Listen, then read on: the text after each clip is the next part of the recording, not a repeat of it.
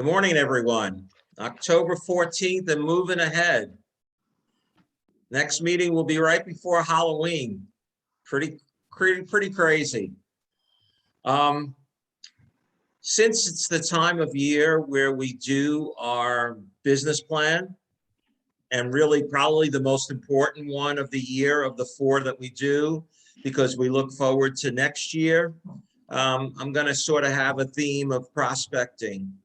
And I wanted to start with a picture from Ricky Carruth, which explains a lot of things about prospecting, I think. Let me share my screen.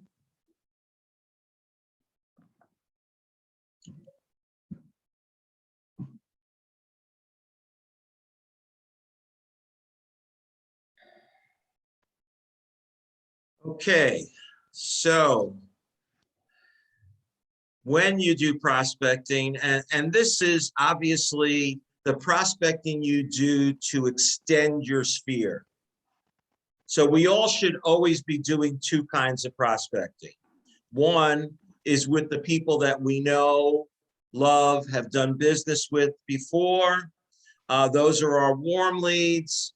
And if you spend more time on strangers than friends, there's something wrong there, because 70% of your business should come from your sphere of influence. But the problem with the sphere is if we don't keep expanding it, like a shark, you either move forward or you die. So it is very important to keep prospecting. And, you know, we can talk about the four different ways of meeting new people, you know, prospecting, converting, networking, and marketing. But whatever you're doing with strangers, this is the way it looks. And to me, this is pretty revealing, because I think this is why agents have a trouble with this part of the business. You see, the real benefit of prospecting today is what happens 3 to 5 years from now. Because people who you don't know and you contact for the first time, a small amount of them are going to be business now. Maybe 3 times that amount will be business in 2 years. And within 5 years, another 2.5 times will get you business. So the problem with prospecting is most of the return isn't immediate. The question is, if you don't start now, what is your business going to look like in 2 years? It is certainly not going to grow. It will contract. So it is very important when we do this to be realistic about what we're going to get as a result when we're doing the side of the prospecting that we're doing for strangers to expand our sphere. On the other side, we really have to make sure that we keep in touch with those people that we know, love, and have done business with. And those are the people that are going to drive our business. Now, the other thing that's interesting about this is, even though the numbers that are going to do business in the next 3 to 6 months and the numbers that are going to do business in the next 2 years are relatively small, but you understand that when you make a customer for life, each one of these customers is not one transaction. It is multiple transactions and multiple referrals. So this part of your business grows exponentially. When you work with your sphere that's set, that's a pretty steady pace of what results you're going to get. But when you work with strangers, the growth that you're going to get is going to be exponential, because it's not only the people you get today, but the people they refer to you tomorrow. So it is very important to do it, but also to realize, to be realistic about the results and look at the long game. We cannot look at the short game. I keep saying this business is a marathon, not a sprint. And we got to keep going day by day, make another step, and get another step forward. Any questions about that? Okay. So, believe it or not, even though it's October 14th, it is our first meeting in October. So that means we do market stats. And there's some interesting things going on in the market, as this year has been anything but boring. The basic view from now is that things are starting to not get as crazy as they were. So, for example, the average absorption rate in Nassau County was 2.5 months this year. And since we're at September, that's a pretty good average. You know, it gives us a good number. It's not just 2 or 3 numbers, it's 9 numbers. That gives us 2.5. And though last month the absorption rate was 2 months, we are now up to 2.9 months. The other thing that's interesting is that the inventory is shrinking and the number of sales is shrinking. So when we look back, and I don't like to look back to 2020 because it was such a crazy, uneven year. If you remember this time last year, we were getting out of the first lockdown and we were starting to do things a little bit more normally. But the statistics for last year, I just don't trust that much.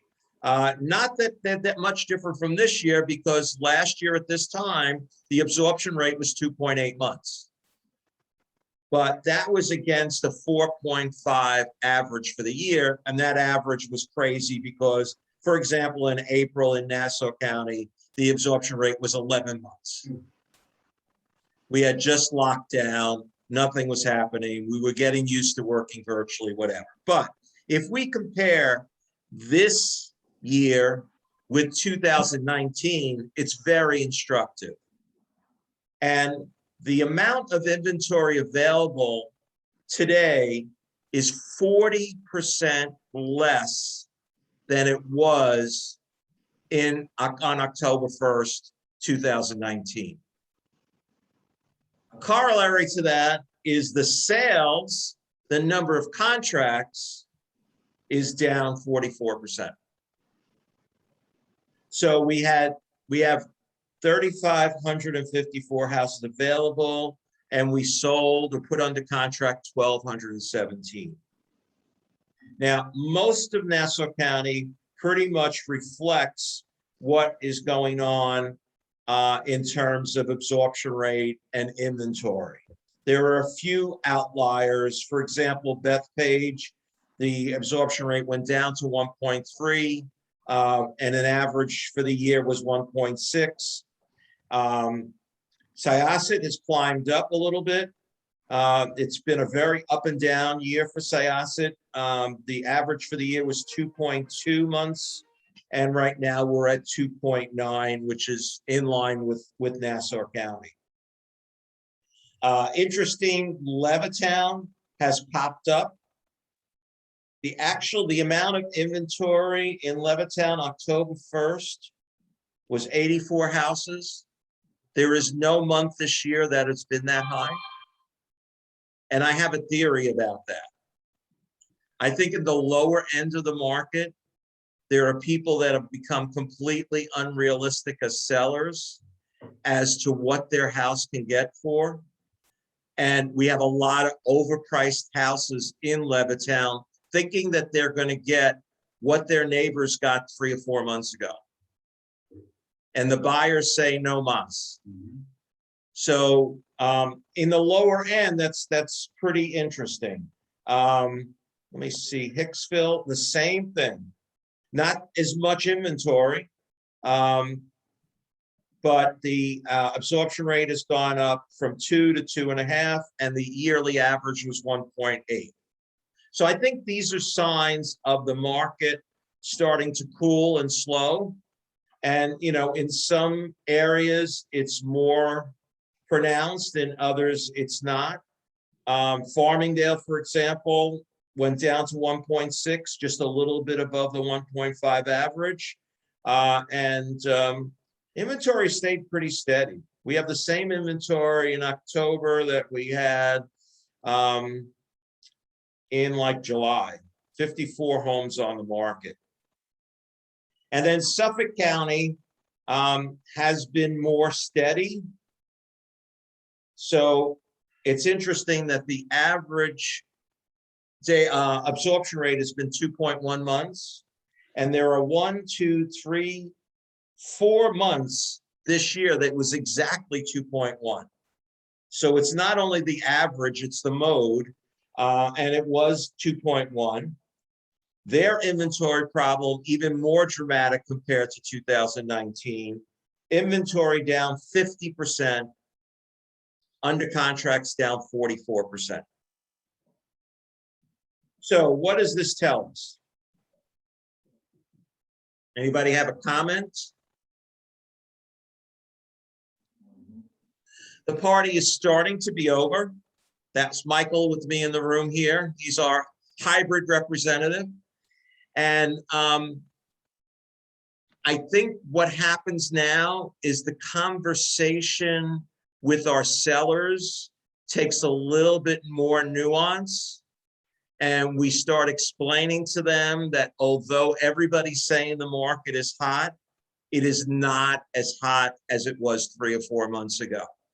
And it is not likely to remain any hotter. Especially we're in the time of the year when things tend to slow down. We're 2 weeks away from Halloween, and then we go to Thanksgiving, we go to Christmas, we go to New Year's. We're used to the market slowing down a little bit, but in this crazy kind of market that we've been in, we go month by month. We don't know what to expect. I think pretty sure we can tell that we're going to have less things to sell. And that keeps the sellers, in the driver's seat with these absorption rates still very low, under 3 for everybody almost. The buyers still have a challenge, but they don't have the same challenge that they had 3 months ago. So if you have a new buyer who didn't experience the craziness of the spring, and they're ready to buy and they're well financed, I think their story is looking up.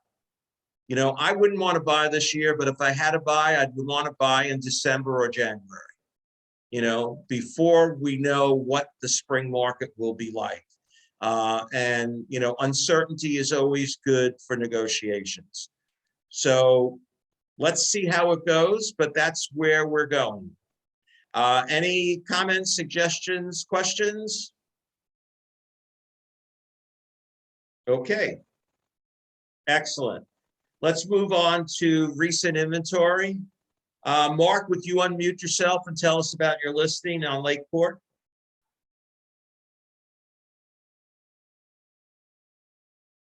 No. No, you're still muted. Unmute. Can you hear me? There you go. Okay. Yes, 617 Lake Court is a co-op in the Lake Point cooperative community in Middle Island. Yay! Right down the block, a stone's throw from John Ammirati, which brings the value up significantly. Exactly. It has amenities such as a in-ground pool, tennis, and it's on Artist Lake. If you're not familiar with Artist Lake in Middle Island, for those who like fishing, it is a good fishing spot. You get access to the lake. You also get a place to lock up your non-motorized boat, such as a kayak, canoe. You could tell I'm a fisherman, so I'm into that part of it. 1.5 baths. It's got a huge composite deck in the back. It is a co-op, so you do have or, other services like snow removal, landscaping. Most of the external parts of the property are taken care of with your maintenance. It is under 180. Their taxes are included in the homeowners association fee, which is $934 and 34 cents or something like that. Other than that, it needs a good coat of paint. I'll be totally honest with you. It needs a coat of paint and some carpet, but it has been meticulously maintained. The reason why I know it's because it's my mother-in-law's property. So I know how much she spent. It's got hi-hats all over the place, electronic light switches. It's a nice, great opportunity for somebody looking to buy a first home or scaling down. There is 2 steps and you're in it. So it's a ranch style. And another great thing is there's nobody on top of you, which means no noise.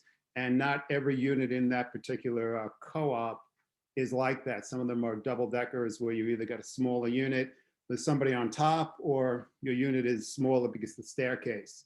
So you know anybody, or if you want to show it, it's on a lockbox, easy to see. And I'm doing an open house this Sunday from 12:30 to 2:30. Excellent, congratulations. Yeah, I How mean, many, how many bedrooms, Mark? 2 bedrooms, 1.5 bath. The master, or we're supposed to say the primary master is no longer the correct term. The primary bedroom has a half bath in it.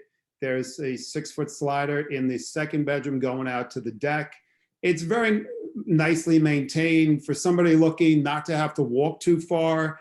For parking, you got a reserved parking spot in the front, and it's really centrally located in the development because the lake is literally maybe less than 100 yards access point from this particular unit.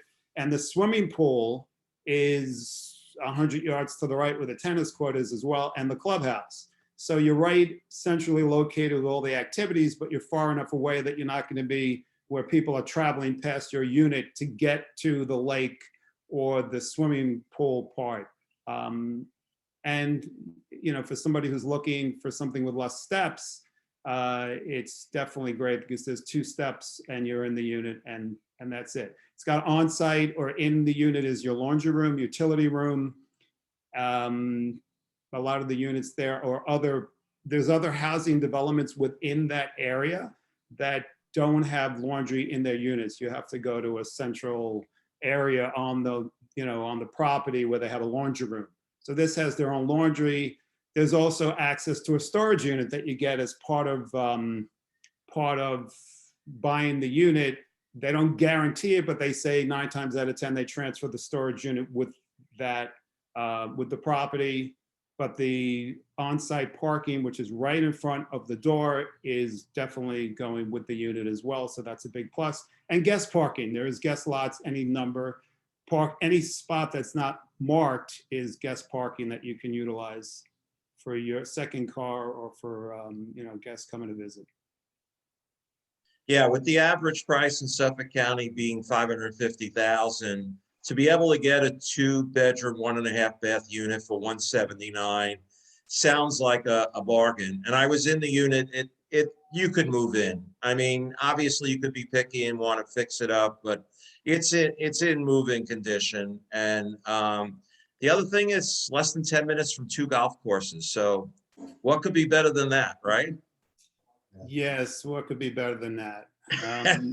Google 617 Lake Court. There is a virtual tour that I put online too. Yeah, very nicely done too. Thank you. Okay, so that was one piece of inventory. We got 4 REOs in the last week. That's like double what we've had in any week recently. And the interesting thing about these 4 is 3 of them are vacant, which is also a milestone. Maybe hell is going to freeze over again. One is pretty interesting. We have a unit on Sutton Place in Manhattan. It's 1 bedroom, 1 bath, listed for $555, and probably needs $200,000 worth of work. But if you want to live on Sutton Place, yeah, it's right there. You can't beat it. We have another co-op in Howard Beach, a 1-bedroom, 2-bath.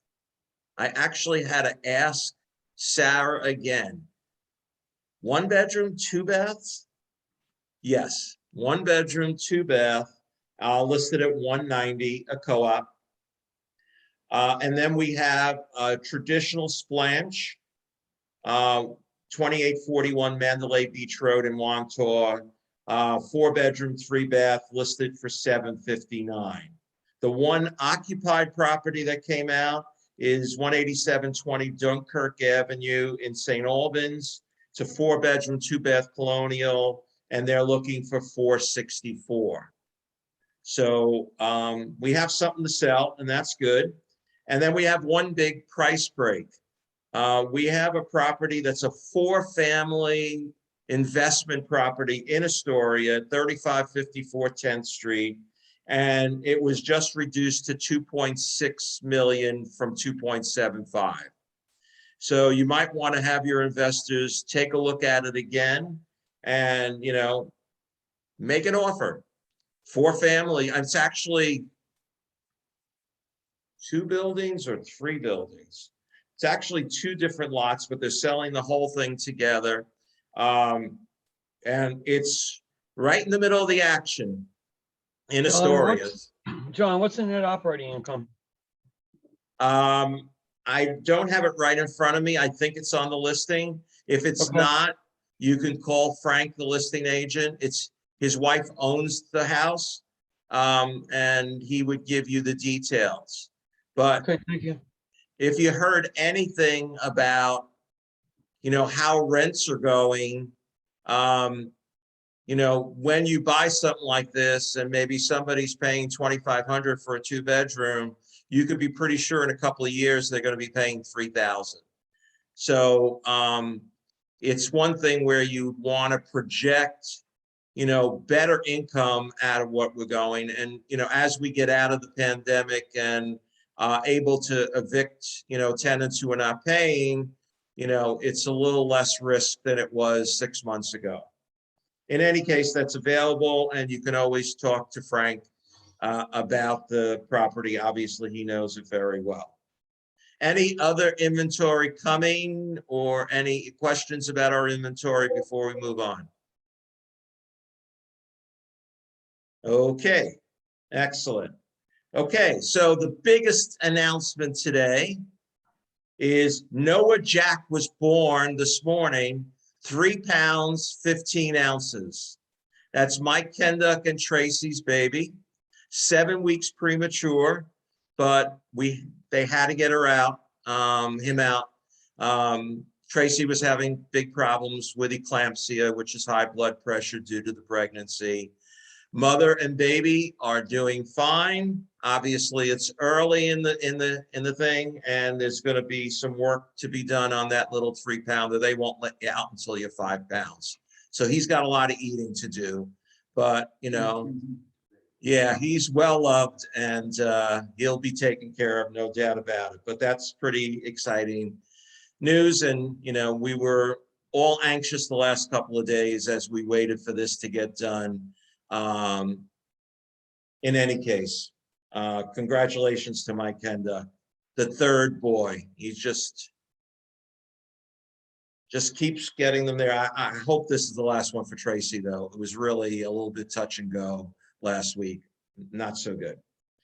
Okay, our New Year's celebration is a week from today. That will be from 4 to 6 p.m. at the Refuge in Melville. They have a nice outdoor patio. And, drop by at 4, drop by at 5, stay all the time, stay for a half hour, it doesn't matter. This will be the joint Syosset offices, and there's no cost to you. So feel free to come by, and I will be obviously reminding you by email and text next week as we get closest to it. Your ethics requirement is due December 31st. This is a biennial, becoming a triennial requirement of NAR. Has nothing to do with the Department of State. So you need to get it done. And this is one thing where I'm not as concerned as you paying your dues, because all they do is shut you down. They don't shut the office down. So on January 1st, if you go to Stratus and you can't get on, odds are they don't have you down for your ethics. So if you think you did it, make sure they know you did it. Hopefully you have your certificate, and you can get that corrected. I would correct it now rather than later. And if you know you didn't take the course, there are so many ways to take it. You can go to NAR and get a free course. It doesn't give you credit, but it gives you the requirement that you need for NAR. So let's not go to Christmas Eve and start doing our ethics stuff. Let's get it done now. Business plan meetings. I have about half of you scheduled. Since that will keep me busy for the next couple of days, it won't be till next week that I'll start chasing down the rest of you who have not contacted me. But if you have not scheduled your business plan meeting yet, please do so and get on the calendar. John, can I ask you a question? Sure. You said it was ethics, the last thing that we have to do through NAR. Was that correct? It was. Ethics is for NAR. Obviously, if you get credits for the course you take, it can go for the credits that you need for your CE credits for your renewal. But NAR doesn't care if it's CE credits or not. They just want you to take an ethics course. No, I get that. That's once every year, every calendar year? No, so it used to be every 2 years.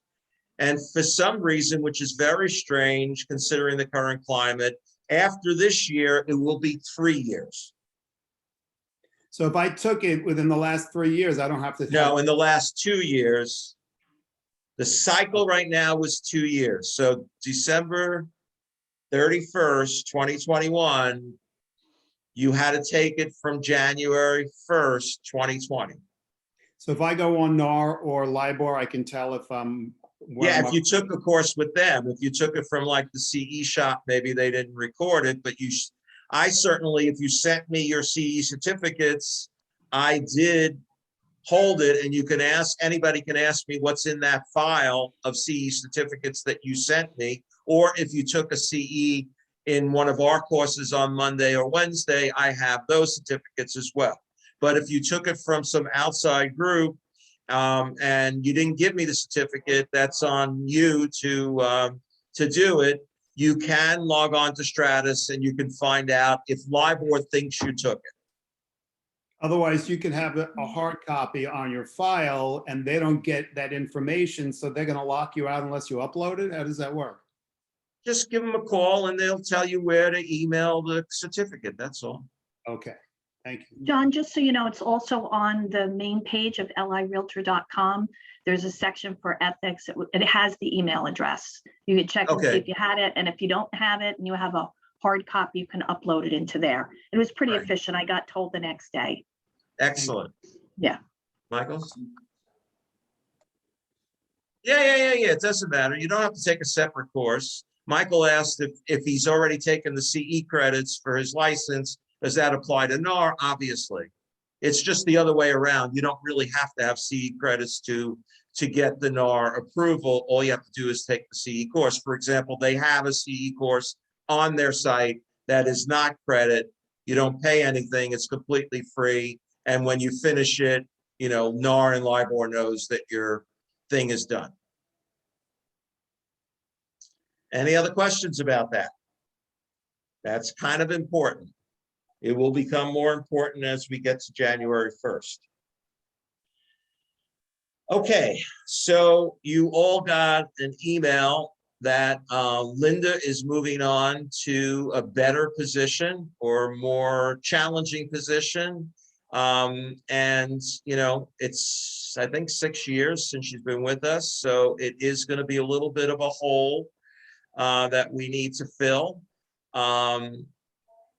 There will be nobody ever like Linda. I think everybody who met her could say that. And this is a very good thing for her. And we will survive. The deal is that the other Syosset office has 2 admins who are very well trained, and they will be sharing duties covering our location.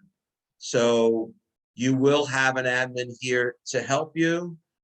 Please do lean on them. They're used to helping agents. They're very proactive with things. They're Michelle and Jen. Next week, there's just a little wrinkle in it. It just happens the week after Linda's leaving. Michelle is going on vacation for a week. So you're going to be stuck with me in the office to help you until we can get that coverage the week after. But after that, it will be a normal thing to see either Michelle or Jen. They're interchangeable. They're both as good as one another. That's the way we will move forward. As you know, right from when we started having the admins come in on the weekends, they've always come into 140 Jericho. We have a different Linda on Sunday and Ellie on Saturday, with Jen and Michelle filling in sometimes when something happens. And you can always get a live person to help you on the weekends at 140 Jericho. So we're covered, and that's the way it will be for the near future. So let's take one quarter at a time. For this quarter, that's exactly the way it's going to be. My own personal schedule is, I usually had Sundays off and one day during the week. For the next few weeks, I am going to be in the office Monday to Friday, just to make the transition on the admin side a little bit easier, and to be available for a little bit more training, because Jen and Michelle will need some help with the REO side. Luckily, the REO side is very low in terms of the demands right now, but hopefully that will ramp up. Just so you know, I talked to Mike Kenduck last week, and he said January 17th is the day he can start evictions again. That's come from Fannie Mae and Freddie Mac. Obviously, there's not going to be a whirlwind of activity starting January 18th because the landlord-tenant courts will be completely overwhelmed. So we're still looking at a good 6 to 8 months before we get back to the pace that we had in 2019 with the REOs. But this too shall pass, like everything else. Up and down markets, up and down REOs, up and down COVID. It's going to get there. No problem. Any questions?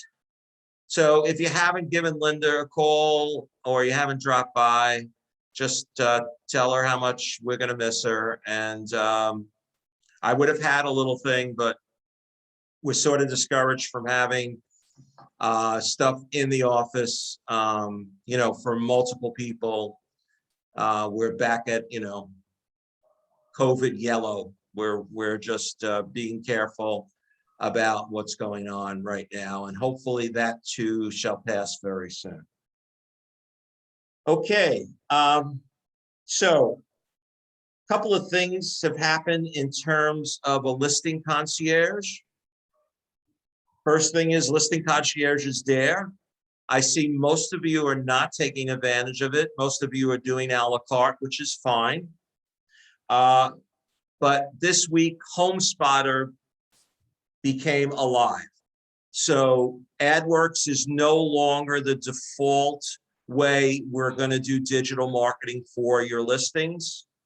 It's going to be HomeSpotter. And the good news about HomeSpotter is that AdWorks, I don't think, did condos or co-ops. HomeSpotter does every property. So the company is paying for 5 days of HomeSpotter coverage, which will be about the same exposure that you got with AdWorks. The good news is that HomeSpotter actually can generate leads for you where AdWorks was purely branding. So there is some advantage to HomeSpotter, and that's why we've moved to it. And you can also use HomeSpotter or AdWorks to do personal marketing if you wanted to go beyond just the ads that we're going to give for your new listings.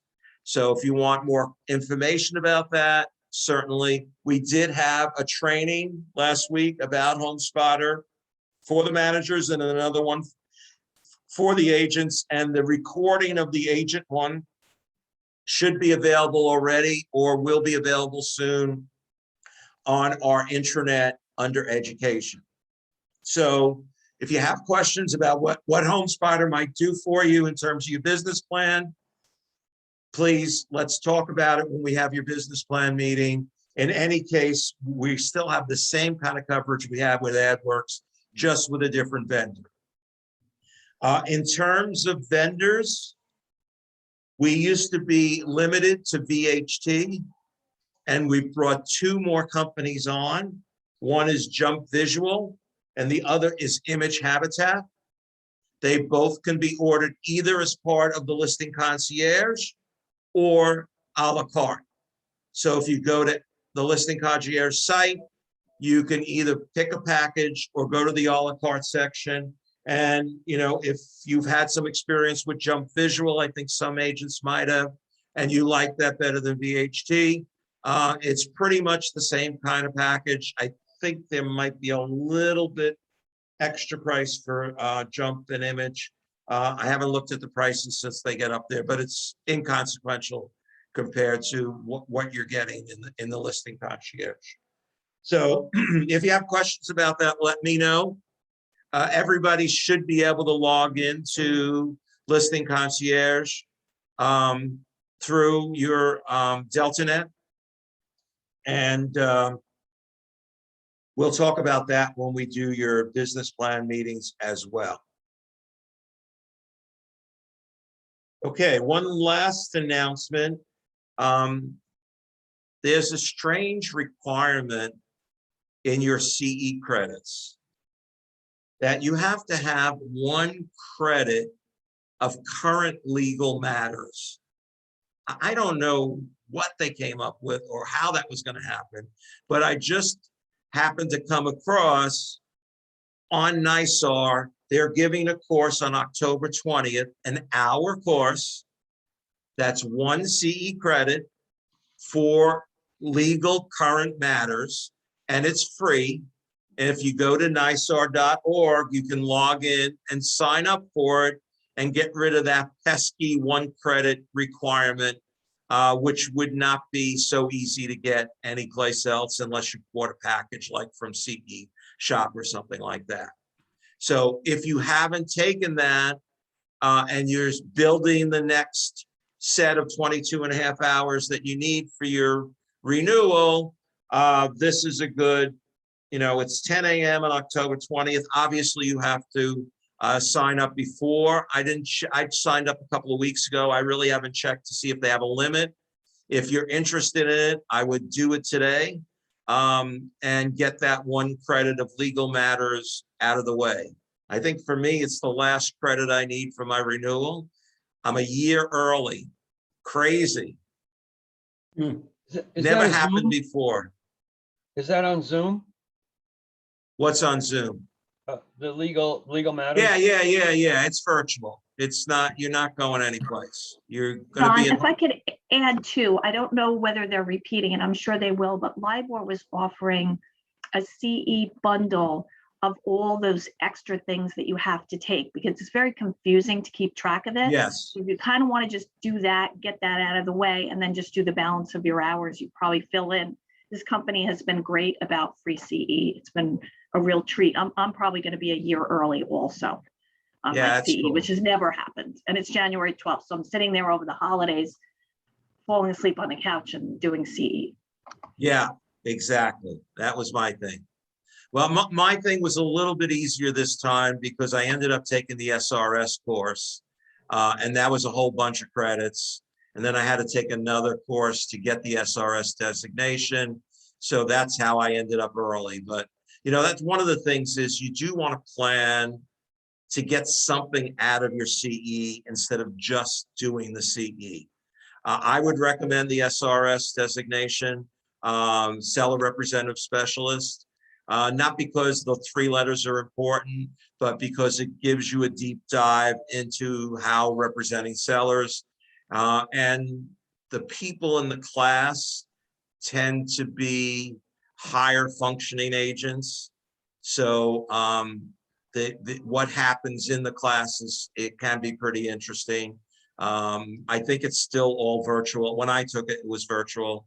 Eventually they will be able to do it live again, but I think they're still doing that virtual. In any case, it's good to plan so you don't just take credits willy-nilly, you know, without getting any benefit.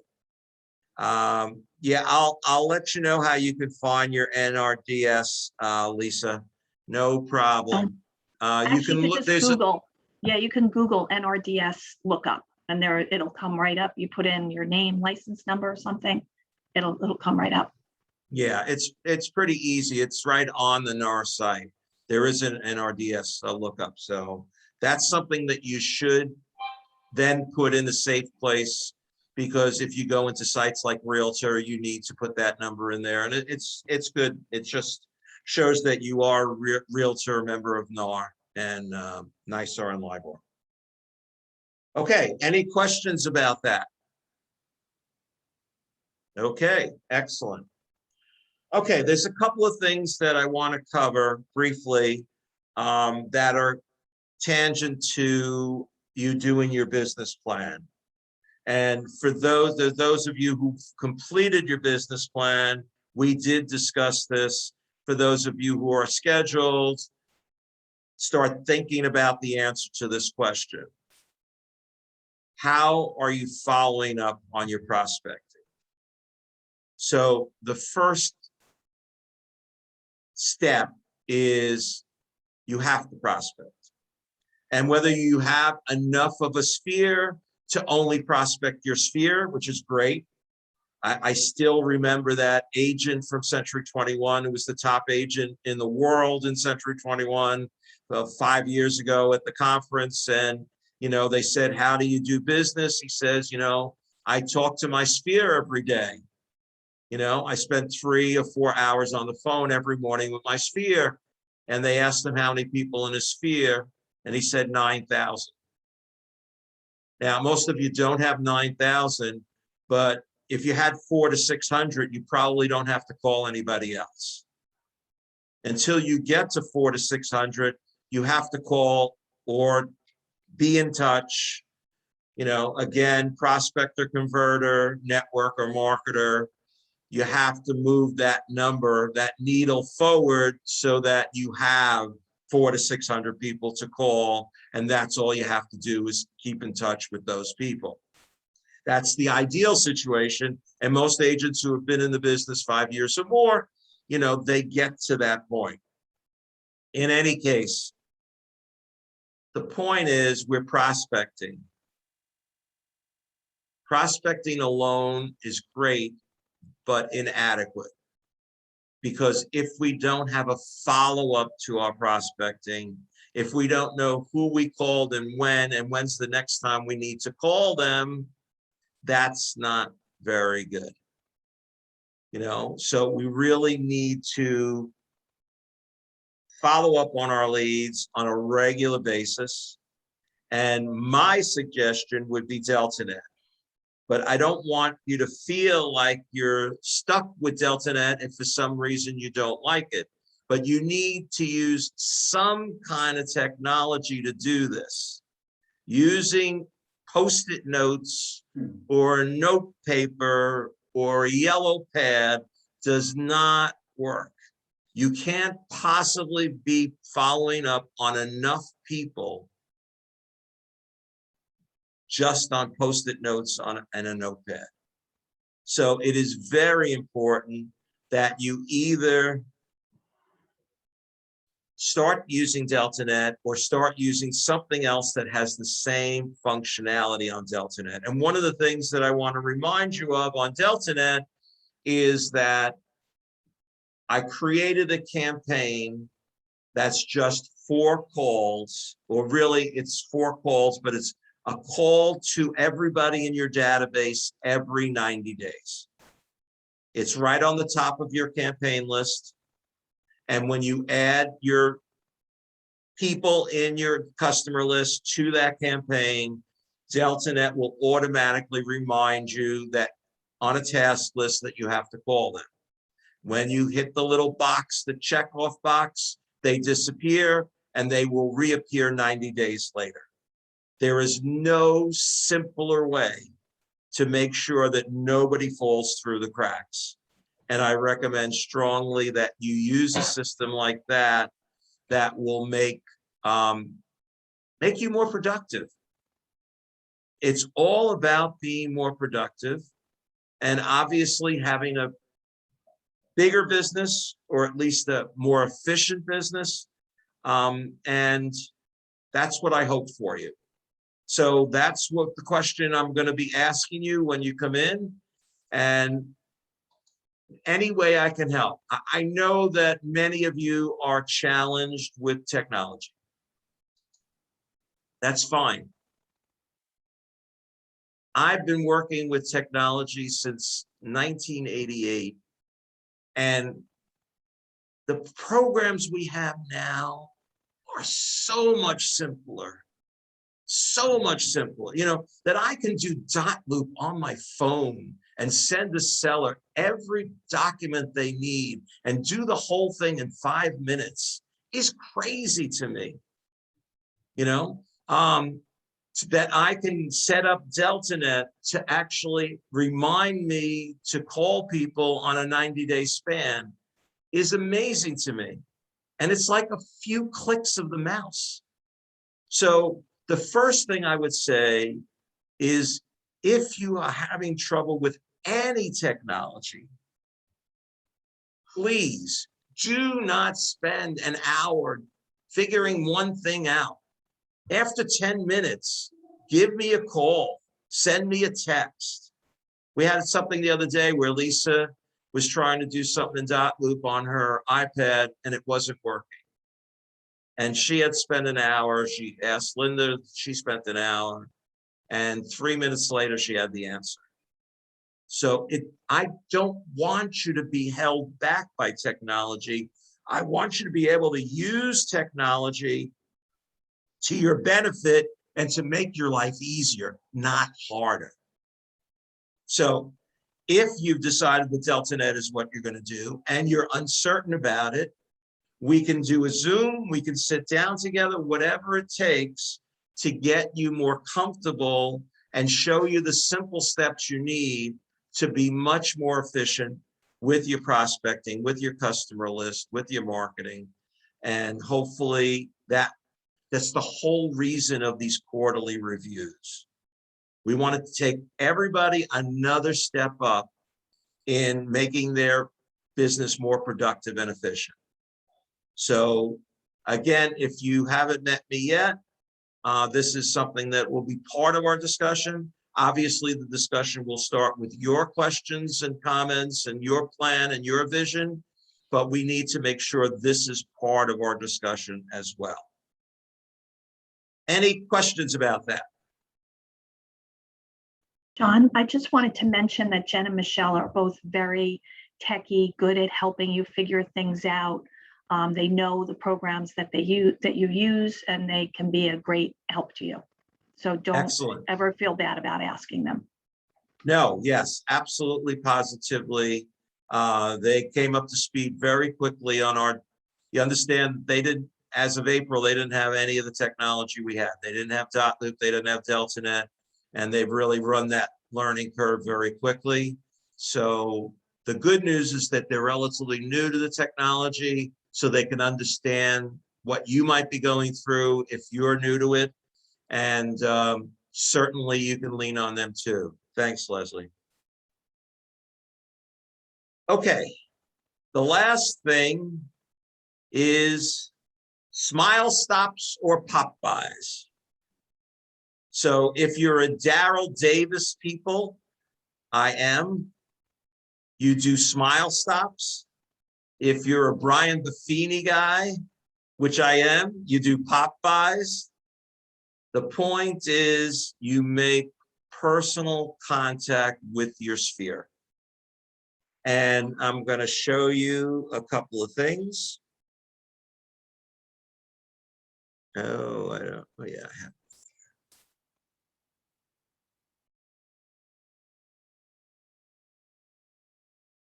Okay, so smile stops. Smile stops are a fun reason to stop for quick visits with past and potential customers to show your appreciation and continuously cultivate your connection and trust. These are designed to help you service, focus on service, not selling, meet face-to-face, invite them to share their needs by asking questions, leave behind a token of gratitude, and elevate the relationship. These work. You know, I've heard multiple stories from Brian Buffini's side where people doing pop-bys and an agent will do a pop-by and they'll hit 25 past clients in a couple of weeks, dropping something off, and I'm going to show you some things, some ideas about that, and end up with 2 or 3 listings. You know, it is very important that you not only call your sphere, but especially your inner sphere. The people you've done business with, the people who refer you to multiple people, those people need special attention, and they need more than a quick phone call. And, you know, my suggestion would be 4 times a year, you get to everybody who's in your A list. Now, you might have 400 people in your database, but only 90 of them in your A list. Whatever way it is, you want to make sure that those people are getting your love and attention. And here's a way to do it. Here's October's choices. So this is just, Daryl does one for every month of the year. And this is October. So it happens to be National Pizza Month. And if you bring a slice, you can say, any way you slice it, you're an amazing client. It's National Cookie Month.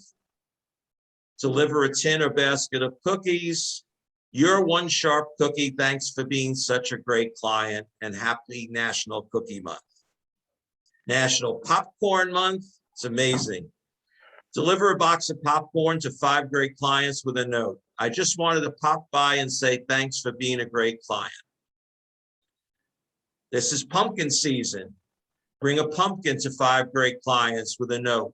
I will always carve out time for your real estate questions, needs, or referrals. For the Starbucks crew, the pumpkin spice latte. To deliver a pumpkin spice latte or Starbucks card to 5 great clients with a note, thanks a lot for your referrals. Just another thing about referrals. When somebody gives you a referral and you're going to send them some kind of thank you, send it right away. Do not wait for the closing. Do not wait for the customer to sign the paperwork. If it's a real referral that you've confirmed that you have a chance to work with, whether they're going to work with them this month or 6 months from now, give your referring people that positive feedback. Very important from a psychological point of view that people do something for you and you immediately, reciprocate. So the other thing is note cards. Everybody should have 100 little thank you note cards. You get them from Amazon, whatever. Somebody does something for you, write out the handwritten note. I just had my CPA, the guy who does my taxes, send me a recruiting lead. So I wrote him a little note and he called me and thanked me for the note. Because how many people get a written thank you note? It's not something that you would overlook. Last but not least is Halloween. So instead of going trick-or-treating and getting candy, you could be out in your neighborhood in a costume giving out candy. No tricks, just treats. I can help you make sure your real estate experiences are never scary. Now, these things sound a little funky. I understand that, but they work. So don't miss the opportunity. Why I bring it up now is, number one, we're talking about business plan. And number two, this is the best season for pop buys. You have Halloween, you have Thanksgiving. And it's not hotter than hell walking on the street. Michael knows, because he does walk when it's hot as hell. There are so many excuses from now until January 1st to pop by. And if you don't pop by your clients and good prospects this time of year, when else are you going to do it? So think about it. If we need to talk about it during business plan meeting, I'd be happy to do that. But it's a very strong suggestion. You understand, whether you are a prospector, converter, networker, marketer, you always have to take care of your list. So the prospector, converter, networker, marketer is adding people to your list. But you still need to take, every one of those 4 views has to take care of the list. And pop buys is relevant whether you're a converter, you can't say, well, only if I'm a networker am I going to do pop buys. No. Whatever you're doing to generate business, you end up with people on your list that are good customers, clients, or referral people, and those people need to see you. We can be still careful with COVID. We can wear a mask. Halloween, what's the problem? But let's just do it. Again, if you have any questions or need some help devising a plan or how to incorporate this into your business in the next month or two, I promise you, remember when we looked at the first thing we looked at today, and the number of people that are going to be 3 to 6 months and the ones that are going to be 2 years? Well, here's the ones where you do these things in the next 3 months, so that in January, February, March, you actually have listings and clients to work with. If you don't do any of this, if you do the regular real estate thing of, oh, it's holiday time, let me take off, well, guess what your bank account is going to look like in February? So don't do that. Okay, interest rates are up and down. They were up and now they're down. Quentin, how does it seem from your end? The interest rates are about 1/8 of 1% higher than they were a year ago. So if we put it in perspective, it's not that much of a difference. I think the bigger news was at the September 22nd meeting that the Federal Reserve did. They released the minutes. So now we can see not just their global comments, but more in detail. And collectively, the Fed members all seem to want tapering. Now, for those of you who've been on these calls, you remember what that means is they're impacting the amount of mortgage-backed securities that are on the market. They're buying bonds, all this stuff. So they seem to indicate that they are going to begin tapering in mid-November, which coincides with their November 3rd meeting. So maybe November 3rd, they'll announce official tapering, start to taper in mid-November, and they expect it to end mid-2022. So this is going to be for months that they're going to be doing this. The Fed also says that they no longer believe inflationary to be transitory. For a long time, they were like, oh, it's transitory, almost dismissing the fact that we can all see that there is inflation. And now they're saying that it's not transitory, and it will continue again throughout 2022. However, they did say that they would most likely not revisit the idea of a rate hike until the end of 2022. But let's all remember that the Fed hiking or not hiking rates has nothing to do with mortgage interest rates. Mortgage interest rates are a different thing, a separate thing. The tapering, last time they ended tapering and they ended this quantitative easing, everyone said, oh, rates are going to go up because they're no longer, and they really didn't move that much. So what will really happen this time? It's anybody's bet, but as we get closer to it, I'm sure we'll have a better analysis. Yep. Thank you very much. It's very interesting times. And I was just listening to Bloomberg on the way to work today, and they had two different experts. One said the debt and the interest rate problem is a big problem, and the other one said, nope, no problem at all. So I forget what, there was some president years ago that said, what we really need is a one-handed economist. I forget what president it was, because that's always the thing. Well, on one hand, we've got this, and on the other hand, they always Yeah. need the two sides so that they can never be wrong. We need a one-handed economist. Well, they're just like doctors. You think they know, but they have no idea. They really don't. Nope. So that's just the way it goes. Well, I appreciate you all being on the call, and I'm hoping to see many of you next week at 4 o'clock at the Refuge. And in the meantime, if you haven't done your calendaring for your business plan meeting, please do it. Otherwise, you will be getting a message from me next week. So thanks very much and have a great day. Thank you. Thank you. Thank you. Mark Schreier's laughing at me. Where'd he go? Oh, he's gone.